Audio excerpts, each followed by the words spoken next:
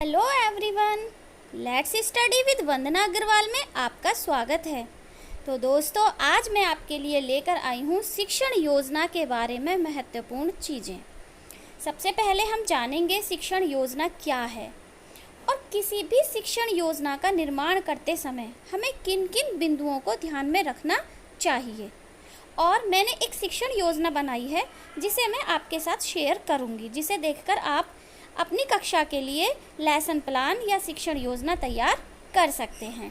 तो आइए आज की वीडियो स्टार्ट करते हैं। अगर आपको वीडियो पसंद आए तो कृपया इसे लाइक कर दें और अपने दोस्तों के साथ ज़्यादा से ज़्यादा शेयर करें और चैनल को सब्सक्राइब करें। तो ठीक है, आज की हम अपनी वीडियो को स्टार्ट करते हैं। सबसे पहले हम देखेंगे शिक्षण योजना क्या है। भाई, ये जो टीचिंग प्लान है ये आखिर होता क्या है। तो जैसा कि आप सभी जानते हो, जब हम अपनी कक्षा में जाते हैं तो हम जाने से पूर्व ही शिक्षण की कुछ ना कुछ योजना अपने मन मस्तिष्क में बनाकर रखते हैं, चाहे हम उसे लिपिबद्ध करें या ना करें, लेकिन हमारे मन में एक प्लान होता है कि आज हमें बच्चों को ये सिखाना है।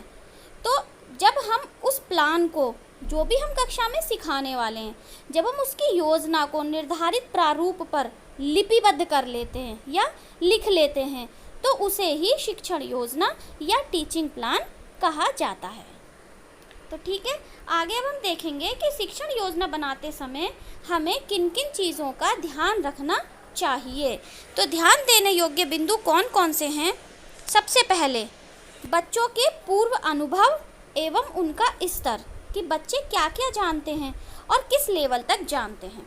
उसके बाद हमें ये डिसाइड करना है कि हमें बच्चों को क्या सिखाना है और कितना सिखाना है। उसके बाद जो तीसरी चीज़ आती है कि कैसे सिखाना है, यानी कि सिखाने की विधि क्या होगी। चौथा पॉइंट इसमें आएगा शिक्षण का अनुमानित समय कितना है, यानी कि हम कितने समय की हमने टीचिंग प्लान बनाया है। नेक्स्ट हमारा पॉइंट है सहायक सामग्री, यानी कि जो भी हम बच्चों को सिखाना चाहते हैं उसके लिए हमें किस किस चीज़ की आवश्यकता पड़ेगी, यानी कि सहायक सामग्री क्या क्या होगी। और नेक्स्ट है गतिविधि, यानी कि जो भी हम बच्चे को सिखाना चाहते हैं उसके लिए हम कौन सी गतिविधि का प्रयोग करें जिससे बच्चों का जो लर्निंग आउटकम है वो अधिक से अधिक हो सके। तो दोस्तों, अब बात करते हैं कि शिक्षण योजना का जो प्रारूप होगा वो कैसे होगा। तो सबसे पहला जो इसमें होगा वो होगा लर्निंग आउटकम। सबसे पहले इसमें लर्निंग आउटकम, दूसरे नंबर पे हम लिखेंगे प्रकरण, तीसरा है सीखने सिखाने की सामग्री, यानी कि हम उसमें टीचिंग एड या टीचिंग मटेरियल क्या प्रयोग कर रहे हैं। फिर उसके बाद क्या प्रक्रिया, यानी प्रोसेस क्या होगा, या फिर हम क्या क्या गतिविधि कराएंगे। उसके बाद प्रदत्त कार्य या गृह कार्य या असाइनमेंट, यानी कि हमने जो भी बच्चों को सिखाया है उससे संबंधित हम बच्चों को होमवर्क भी देंगे, ताकि बच्चे घर पे जाके भी उस पाठ को दोहराएं और उससे रिलेटेड जो वर्क है वो अपने घर से करके लाएं। और नेक्स्ट है शिक्षक की आगामी योजना। अब ऐसा तो नहीं है कि 100% लर्निंग आउटकम आ जाएगा हमारे एक ही टीचिंग प्लान से। तो अगर हमारे टीचिंग प्लान में कुछ कमी रह जाती है तो उन कमियों के मद्देनज़र ही हम अपनी नेक्स्ट टीचिंग प्लान को बनाएंगे, वही शिक्षक की आगामी योजना कहलाती है। तो अब एक लेसन प्लान है जो मैंने बनाया है, और ये बनाया है मैंने शिक्षण संग्रह के आधार पर। जो हमारा कंपेंडियम मॉड्यूल था उसी के आधार पर मैंने एक शिक्षण प्रारूप बनाया है कि हम किस तरीके से अपनी पाठ्य योजना का निर्माण कर सकते हैं। तो देखिए, ये है एक गणित का, ठीक है, ये शिक्षण योजना गणित की है।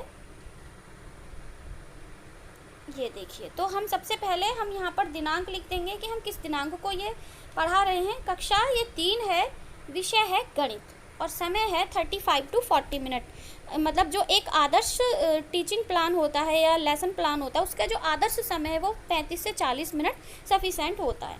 अब इसका जो लर्निंग आउटकम है वो क्या है।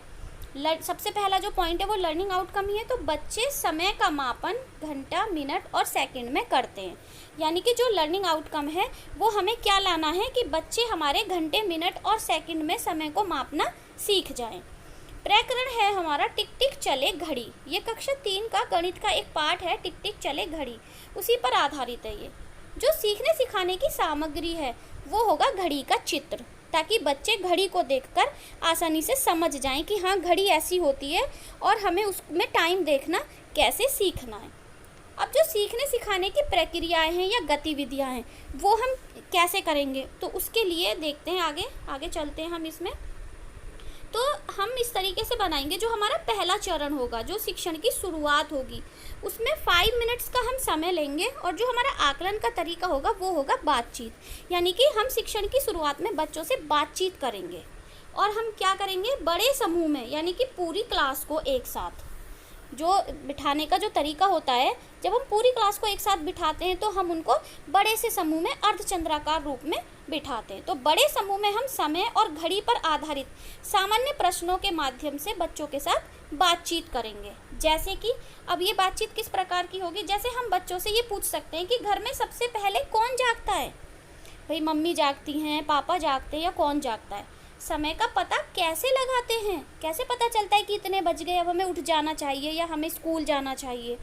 और किस किस के घर में घड़ी है ना।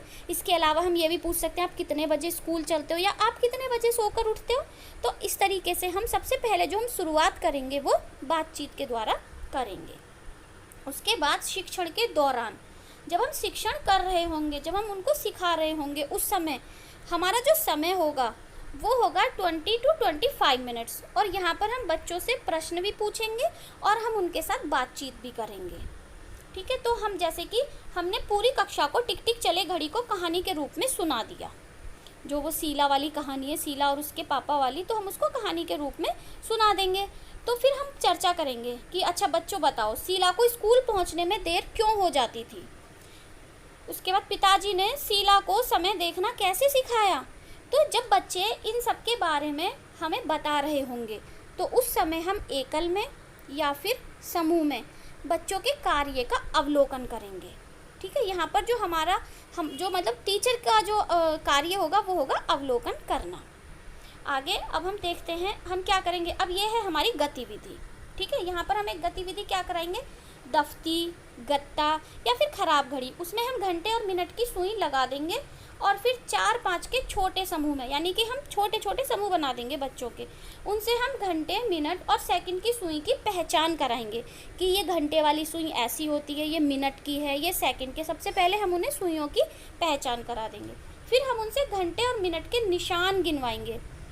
जैसे मिनट में होता है ना कि जब एक अंक से दूसरे अंक पर सुई पहुँचती है तो उसके बीच में 4 निशान होते हैं, 5 निशान पे वो अपना अंक चेंज कर लेती है 5th निशान पर।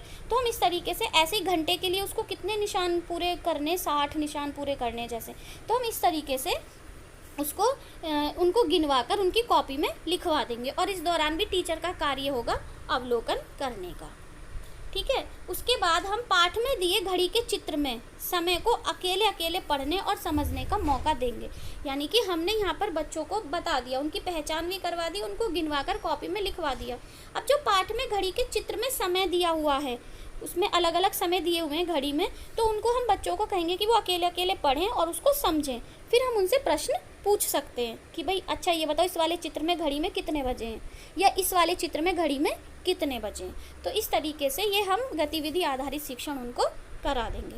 उसके बाद जो हमारा नेक्स्ट है वो है शिक्षण के बाद में। अब जब हमने शिक्षण कार्य कर लिया, बाद में हम 5 मिनट का समय लेंगे अवलोकन करने के लिए। यहाँ पे हम क्या करेंगे, जब हमने अपना लेसन उन्हें पढ़ा दिया, उनको जो हमें सिखाना था वो हमने सिखा दिया, अब हम बोर्ड पर घड़ी का मॉडल बना देंगे और उसमें घंटा मिनट का अभ्यास बच्चों से कराएंगे बड़े समूह में, यानी पूरी कक्षा को हम अभ्यास कराएंगे। ठीक है, और लास्ट में हम उनको गृह कार्य देंगे, प्रदत्त कार्य या गृह कार्य। जैसे कि हमने कुछ प्रश्न दे दिए कि अब आपको ये कार्य घर से करके लाना है, तो हमने उनको प्रश्न दे दिया कि आप कितने बजे सोकर उठे। तो बच्चा अगले दिन जब सोकर उठेगा तो वो घड़ी में समय देखेगा और उसको कॉपी में लिख कर लाएगा।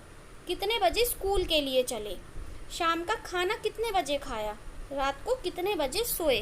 तो क्या ये सारे प्रश्न घड़ी से संबंधित हैं, तो बच्चा घड़ी को देखेगा, समय को जानेगा और इन सारे प्रश्नों के उत्तर लिखकर लाएगा। और उसके बाद जो हमारा लास्ट पॉइंट हमने अभी डिस्कस किया था, शिक्षक की आगामी योजना। यहाँ पर क्या है, शिक्षण के बाद संप्राप्ति परीक्षण में जो हमने ये अवलोकन करा, इसमें जो भी कोई कमजोरी उभर कर आई है उसी के सापेक्ष हम अगले दिन की कार्य योजना बना लेंगे। तो मुझे पूरी उम्मीद है कि आपको पाठ योजना अच्छे से समझ में आ गई होगी। ये जो शिक्षण योजना या टीचिंग प्लान था अच्छे से समझ में आ गया होगा। और अगर आपको वीडियो थोड़ा सा भी पसंद आए तो प्लीज़ इसे लाइक कर दें और चैनल को सब्सक्राइब कर लें। और मैं बाकी और भी मतलब चैनल को आप सब्सक्राइब कर लोगे तो मेरे आने वाले वीडियोस के नोटिफिकेशन आपको सबसे पहले मिल जाएंगे, जो मैं और भी वीडियोस अपलोड करूँगी टीचिंग प्लान के या जो भी और अदर आपके मतलब की चीज़ें हैं। ठीक है, ओके, धन्यवाद।